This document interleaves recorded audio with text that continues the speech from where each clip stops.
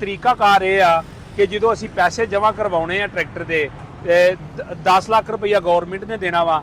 ਜਿਹੜੇ ਇਹਦੇ ਉਤਲੇ ਪੈਸੇ ਜਦੋਂ ਅਸੀਂ ਇਹਦੇ ਜਮ੍ਹਾਂ ਕਰਵਾਉਣੇ ਆ ਔਰ ਇਹਦੀ ਜਿਹੜੀ ਰਜਿਸਟ੍ਰੇਸ਼ਨ ਫੀਸ ਆ ਉਹ ਵੀ ਅਸੀਂ ਜਮ੍ਹਾਂ ਕਰਵਾਉਣੀ ਆ। ਔਰ ਇਹ ਟਰੈਕਟਰ ਜਦੋਂ ਸਾਨੂੰ ਮਿਲਣਾ ਵਾ, ਜਿਹੜੇ ਖੁਸ਼ ਨਸੀਬਾਂ ਦਾ ਨਿਕਲਿਆ ਉਹਨਾਂ ਨੂੰ, ਯਾਨੀ ਕਿ ਇਹ ਟਰੈਕਟਰ ਜਦੋਂ ਮਿਲਣਾ ਵਾ ਉਹਨੂੰ ਨੰਬਰ ਲੱਗ ਕੇ ਮਿਲੇਗਾ, ਉਹਦੇ ਨਾਂ ਦੀ ਬਕਾਇਦਾ ਰਜਿਸਟ੍ਰੇਸ਼ਨ ਹੋਵੇਗੀ, ਫਿਰ ਉਹਨੂੰ ਜਿਹੜਾ ਵਾ ਉਹ ਟਰੈਕਟਰ ਮਿਲੇਗਾ। अस्सलाम वालेकुम दोस्तों, लो जी दोस्तों, मैं इस वक्त मौजूद हाँ जी मिलर ट्रैक्टर मार्केट लाहौर। तो जिस तरह के वज़ीर आला पंजाब मोहतरमा मरियम नवाज साहबा ने स्कीम लॉन्च की ग्रीन ट्रैक्टर स्कीम, तो ਉਹਦੀ ਜਿਹੜੀ ਆ ਪਹਿਲੇ ਤੇ ਸਕੀਮ ਕੀਤੀ, ਦਰਖਾਸਤਾਂ ਦਿੱਤੀਆਂ ਗਈਆਂ, ਦਰਖਾਸਤਾਂ ਤੋਂ ਬਾਅਦ ਕੁਰਾਨਦਾਜ਼ੀ ਦੀ ਡੇਟ ਦਿੱਤੀ ਗਈ, ਕੁਰਾਨਦਾਜ਼ੀ ਹੋਈ, ਫਿਰ ਜਿਹੜੇ ਖੁਸ਼ ਨਸੀਬ ਨੇ ਉਹਨਾਂ ਨੂੰ ਜਿਹੜੇ ਆ ਉਹ ਟਰੈਕਟਰ ਮਿਲਣਗੇ।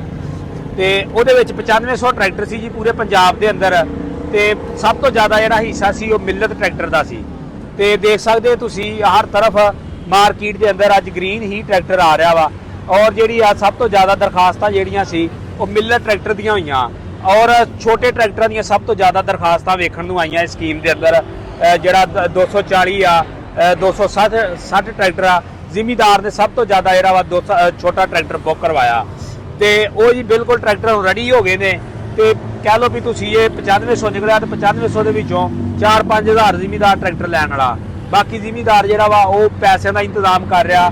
ਕਿਸੇ ਦੇ ਕੋਲ ਅੱਗੇ ਟਰੈਕਟਰ ਆ ਤੇ ਉਹ ਟਰੈਕਟਰ ਵੇਚ ਰਿਹਾ, ਕਿਉਂਕਿ ਪਿਛਲੇ 1-2 ਸਾਲਾਂ ਤੋਂ ਜ਼ਿਮੀਦਾਰ ਦੇ ਉਹ ਹਾਲਾਤ ਨਹੀਂ ਜਿਹੜੇ ਪਹਿਲੇ ਵਾਲੇ ਹੁੰਦੇ ਸੀ। ਤੇ ਕਈ ਦੋਸਤ ਜਿਹੜੇ ਨੇ ਉਹ ਬਾਹਰੋਂ ਬਾਹਰ ਰਾਬਤੇ ਕਰ ਰਹੇ ਨੇ ਵੀ ਟਰੈਕਟਰ ਵੇਚ ਲਈਏ, ਟਰੈਕਟਰ ਦਾ ਡਰਾਫਟ ਵੇਚ ਲਈਏ। ਤੇ ਉਹਨਾਂ ਜ਼ਿਮੀਦਾਰਾਂ ਵਾਸਤੇ ਇਤਲਾਹ ਹੈ ਕਿ ਇਹ ਤਕਰੀਬਨ ਮੇਰਾ ਖਿਆਲ 5 ਸਾਲ ਦਾ ਇਹਦਾ ਟਾਈਮ ਰੱਖਿਆ ਵਾ, ਤੇ 5 ਸਾਲ ਤੱਕ ਜਿਹੜਾ ਵਾ ਇਹ ਟਰੈਕਟਰ ਇਹਦੀ ਓਨਰਸ਼ਿਪ ਨਹੀਂ ਚੇਂਜ ਹੋ ਸਕਦੀ। ਯਾਨੀ ਕਿ ਅਗਰ ਮੇਰਾ ਟਰੈਕਟਰ ਨਿਕਲਿਆ ਵਾ ਤੇ ਉਹ 5 ਸਾਲ ਤੱਕ ਮੇਰੇ ਨਾਂ ਹੀ ਟਰੈਕਟਰ ਰਹੇਗਾ। ਮੈਂ 5 ਸਾਲ ਤੱਕ ਜਿਹੜਾ ਟਰੈਕਟਰ ਆ ਉਹ ਕਿਸੇ ਹੋਰ ਨੂੰ ਨਹੀਂ ਫਰੋਖਤ ਕਰ ਸਕਦਾ। ਔਰ ਇਹਦਾ ਜਿਹੜਾ ਤਰੀਕਾਕਾਰ ਇਹ ਆ ਕਿ ਜਦੋਂ ਅਸੀਂ ਪੈਸੇ ਜਮ੍ਹਾਂ ਕਰਵਾਉਣੇ ਆ ਟਰੈਕਟਰ ਦੇ 10 ਲੱਖ ਰੁਪਈਆ ਗਵਰਨਮੈਂਟ ਨੇ ਦੇਣਾ ਵਾ, ਜਿਹੜੇ ਇਹਦੇ ਉਤਲੇ ਪੈਸੇ ਜਦੋਂ ਅਸੀਂ ਇਹਦੇ ਜਮ੍ਹਾਂ ਕਰਵਾਉਣੇ ਆ ਔਰ ਇਹਦੀ ਜਿਹੜੀ ਰਜਿਸਟ੍ਰੇਸ਼ਨ ਫੀਸ ਆ ਉਹ ਵੀ ਅਸੀਂ ਜਮ੍ਹਾਂ ਕਰਵਾਉਣੀ ਆ।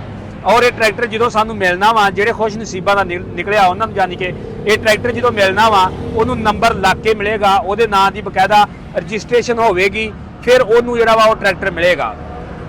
ਉਂਝ ਨਹੀਂ ਟਰੈਕਟਰ ਵੀ ਮਿਲਣਾ ਵੀ ਸਿੱਧਾ ਸਾਵਾ ਟਰੈਕਟਰ ਆਇਆ, ਪੈਸੇ ਜਮ੍ਹਾਂ ਕਰਵਾਏ ਆ, ਬਾਕੀ 10 ਲੱਖ ਗਵਰਨਮੈਂਟ ਨੇ ਦਿੱਤਾ ਵਾ ਤੇ ਟਰੈਕਟਰ ਉਹਨੂੰ ਮਿਲ ਗਿਆ, ਜਾ ਕੇ ਉਹ ਆਪੇ ਰਜਿਸਟ੍ਰੇਸ਼ਨ ਕਰਵਾਉਂਦਾ ਫਿਰੇਗਾ।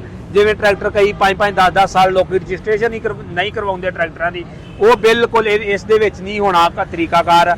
ਉਹ ਜਿਹੜਾ ਵਾ ਇਹ ਬੰਦੇ ਜਿਹੜੇ ਬੰਦੇ ਦਾ ਟਰੈਕਟਰ ਨਿਕਲਿਆ ਵਾ ਉਹਦੇ ਨਾਂ ਨੰਬਰ ਲਾ ਕੇ ਫਿਰ ਉਹਨੂੰ ਇਹ ਟਰੈਕਟਰ ਜਾਣਾ ਵਾ। ਬਾਕੀ ਭਾਈ ਇਸ ਸਕੀਮ ਦੇ ਅੰਦਰ ਗੱਲ ਕੀਤੀ ਜਾਵੇ 240 260 260 ਡੀਲੈਕਸ 375 375 4x4 385 ਡੀਲੈਕਸ और 385 सादा 4x4 और 385 डिलैक्स ਉਹ ਟਰੈਕਟਰ ਮਿਲਤ ਦੇ ਜਿਹੜੇ ਆ ਉਹ ਸ਼ੁਮਾਰ ਸੀਗੇ। ਬਾਕੀ ਕੰਪਨੀਆਂ ਦੇ ਵੀ ਟਰੈਕਟਰ ਉਸੇ ਹਿਸਾਬ ਨਾਲ ਹੈ ਸੀਗੇ, ਜਿਹੜੇ ਟਰੈਕਟਰ ਹੈ ਵਾ ਉਹ ਸਕੀਮ ਦੇ ਅੰਦਰ ਮੌਜੂਦ ਸੀਗੇ। ਬਾਕੀ ਜੀ ਇਹ ਤਕਰੀਬਨ ਦਾ ਪਹਿਲੇ ਪਾਏ ਦੀ ਬੁਨਿਆਦ ਤੇ ਟਰੈਕਟਰ ਮਿਲਦਾ ਜਾਏਗਾ।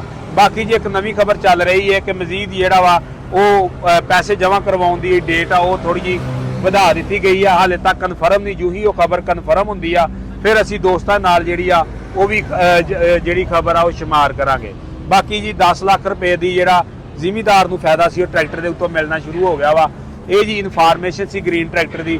ਬਾਕੀ ਗ੍ਰੀਨ ਟਰੈਕਟਰ ਹਰ ਤਰਫ ਅੱਜ ਗ੍ਰੀਨ ਟਰੈਕਟਰ ਹੀ ਫੈਕਟਰੀ ਦੇ ਅੰਦਰੋਂ ਨਿਕਲ ਰਿਹਾ ਵਾ, ਜਿੱਥੋਂ ਤੱਕ ਤੁਹਾਡੀ ਨਜ਼ਰ ਜਾ ਰਹੀ ਆ ਗ੍ਰੀਨ ਟਰੈਕਟਰ ਹੀ ਆ ਰਿਹਾ ਵਾ। ਬਾਕੀ ਜਿਹੜਾ ਵਾ ਇਹ ਪ੍ਰੋਪਰ 1-2 ਦਿਨਾਂ ਤੱਕ ਜਿੰਨਾ ਪੈਸੇ ਜਮ੍ਹਾਂ ਕਰਵਾ ਦਿੱਤੇ ਆ ਉਹਨਾਂ ਨੂੰ 1-2 ਦਿਨਾਂ ਤੱਕ ਗ੍ਰੀਨ ਟਰੈਕਟਰ ਜਿਹੜਾ ਵਾ ਉਹ ਮਿਲਣਾ ਸ਼ੁਰੂ ਹੋ ਜਾਏਗਾ।